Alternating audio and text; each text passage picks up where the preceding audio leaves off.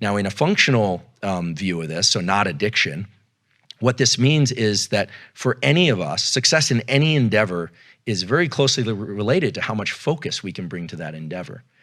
And the reward system, you start to realize, is entirely internal. No one's coming along and cramming dopamine in your ear or dripping it in your brain. It's all internal. And this starts to bring us into the kind of like discussion around mindsets. Because so my colleague Carol Dweck, who popularized this theme, growth mindset, it's again a very misunderstood concept. It's the idea that we can change, so that's built into that. But the discovery of growth mindset was of these kids that actually really enjoyed doing problem sets that they knew they couldn't get right.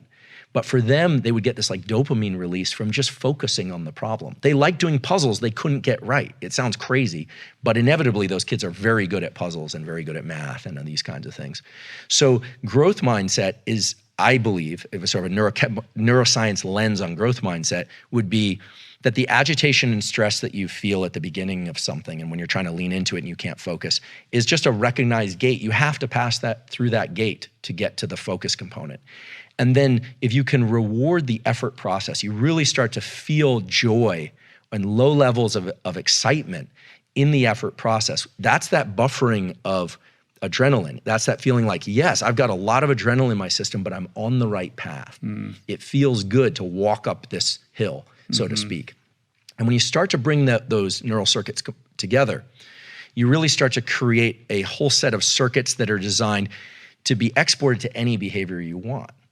So if it's writing a book, great. If it's podcasting, great. If it's building a business, great. If it's building a terrific relationship, great. Then the circuits that Mother Nature has designed are incredibly generic so that we could adapt to whatever it is that we need to do.